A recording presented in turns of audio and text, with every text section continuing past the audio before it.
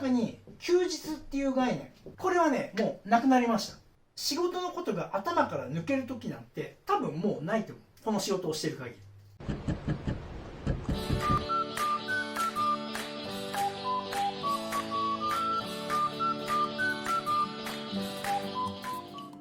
はい、お疲れ様です。二田前の北川です。今日もねフェルト教室始めていきたいと思います。今回もね作家になるために必要な考え方の話で、今日のテーマはね休みの取り方っていう話をねしたいと思います。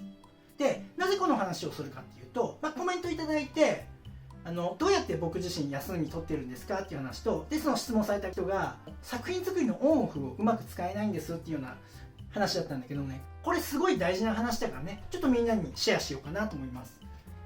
まずそもそも休みが必要か必要じゃないかってもう当たり前にみんな分かってるように、休みは絶対的に必要。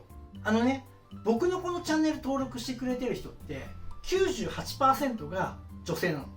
で、年齢層も僕と同じく40代から60代とかね、それぐらいの層が一番厚くて、だから年齢的にも主婦層だったりするわけね。でその中でもさ、仕事しながらっていう人もいるじゃない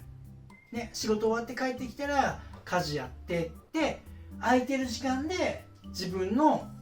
作品作りをしてると思うの。これめちゃくちゃ大変だと思うのね。で中にはね、時間が取れないからって自分の睡眠時間削って作品作りをしたりしてる人もいると思うんだけども、やっぱりね睡眠削ってやるっていうのはよろしくないんだよね。でこれね分からないでもない、僕も睡眠削ってやってたし、でそれが必要な時期っていうのも確かにあるかもしれないけれども、でもやっぱりそれは長続きしないから、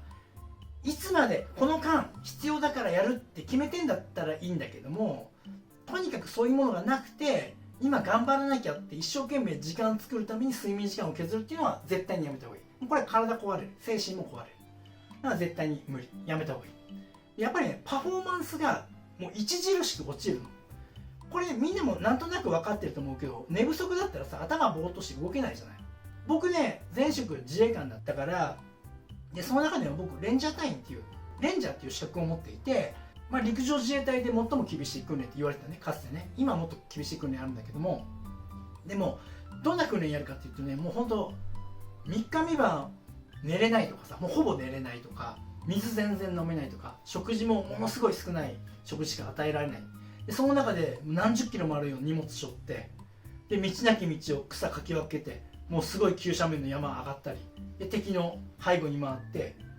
やっつけに行ったりとかね、そういう任務をやるために訓練をするんだけども、本当ね睡眠時間が削られるっていうのは本当に苦痛。あと水が飲めないよね、本当に苦痛で、どれぐらいパフォーマンスが落ちるかっていうと、もうね幻覚幻聴当たり前になるから、もう本当にもう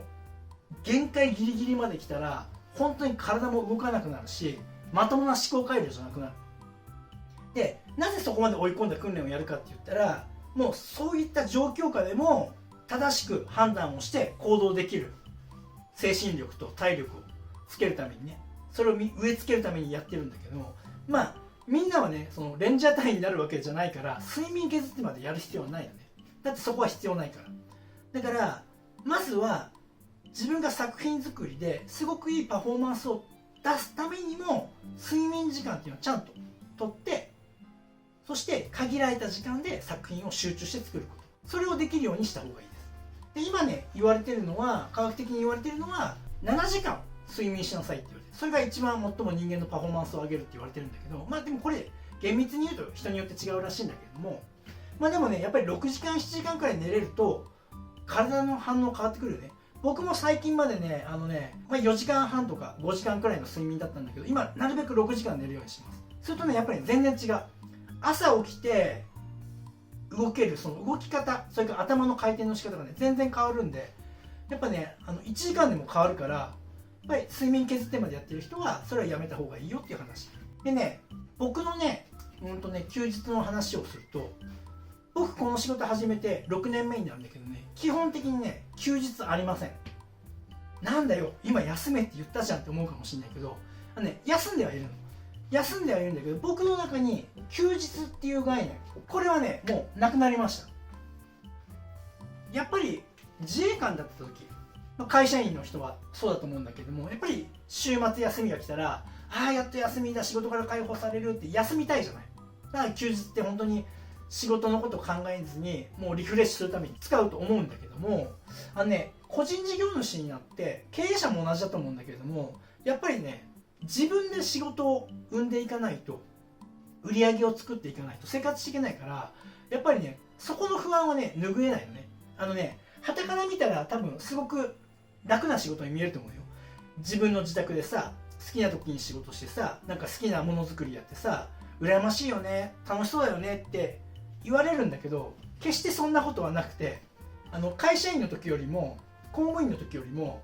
やるべきことは圧倒的に多いし、考えなきゃいけないことも圧倒的に多いし、仕事のことが頭から抜ける時なんて多分もうないと思う。この仕事をしている限り、他の仕事を始めたとしてもね、自分が事業を起こしてやってる限りはね。だからそうなると休日っていうものが必要なくなるんだよね。だって休めないから結局。で6年間僕ね、休んで、6年間5年ちょっと5年半休んでないです。もう本当に休んでない。もちろん奥さんが入院したとかそういう時はもちろん休むんだけど、でも基本的に頭の中で仕事のことは考えてる時間は絶対にあるし、それがゼロになることはない。じゃあどうやって休もうかっていうふうになってくるよね。で今ね、僕の休み方としては、休日日で休むのじゃなくて時間で休むようにしてます。1日24時間しかないから、でそのうち6時間くらい睡眠とるじゃん。で残りの時間でほぼ仕事に当ててるわけだから、でもそれをびっちり全て仕事っていうわけにもいかないから、集中力が途切れる時が必ず来るから、そしたら何をしてるかっていうと、じゃあ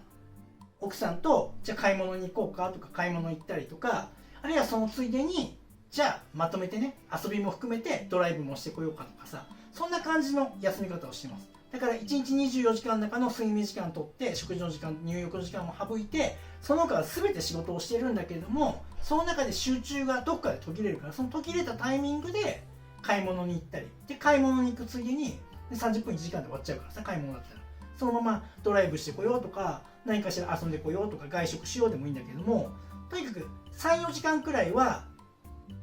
奥さんと過ごす時間、家族と過ごす時間、遊ぶ時間とかに今するようにしてます。これはね、やっぱりすごく大事なんだよね。でパートナーいる人はやっぱりそのパートナーの協力も必要じゃない、のケアだって必要だしさ。僕は厳しい訓練今まで受けてきてるから、基本的にね、無人島の中で一人で生活しろっても生活できる人だからいいんだけど、でも家族は違うじゃない。やっぱりね、僕がずっと仕事していることでストレスだって溜まってくるしさ、息抜きだってできなかったりするわけだしさ、一人で息抜きするのと二人で息抜きするのじゃまた違ったもんだしさ。だからそういった家族の協力も必要だから、やっぱり自分が休むことだけじゃなくて家族も一緒に休めるような、そんなことができれば何かないかなと思って今いろいろ模索しながらやってるんだけ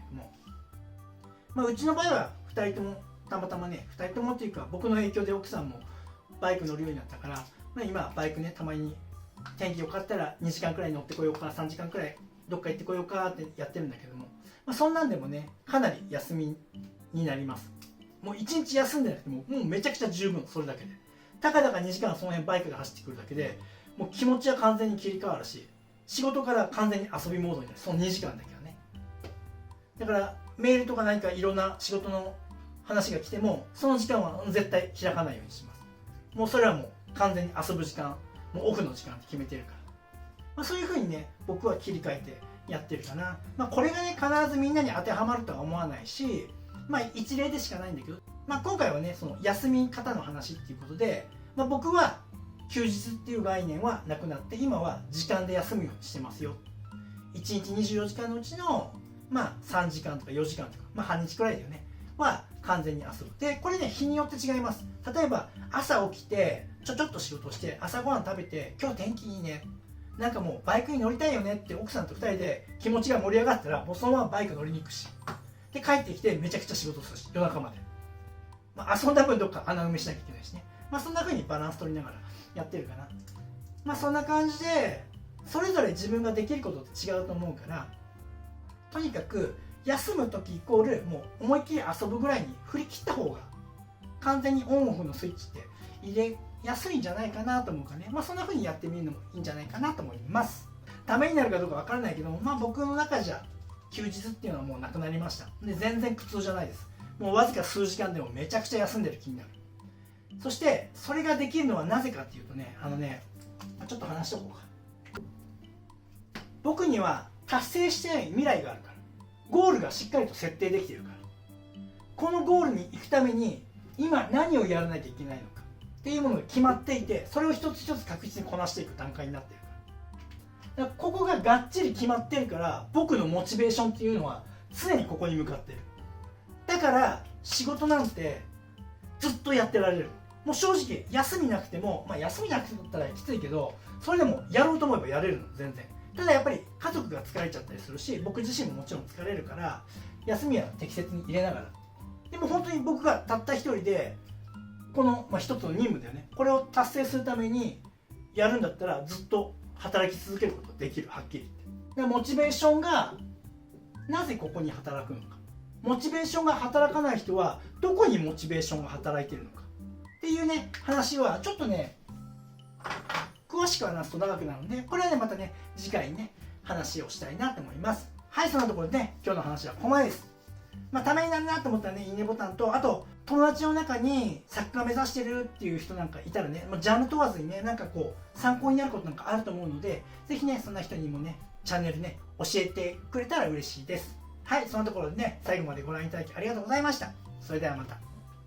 ご覧いただきありがとうございます。このチャンネルは羊毛フェルト作家を仕事にして生計を立てている僕が、フェルト作家を目指している人やもっとスキルアップしたい人、そんな人に向けてリアルな作品の作り方だけではなく、誰も教えてくれない作家になるために必要な考え方、そういったことを発信しているチャンネルです。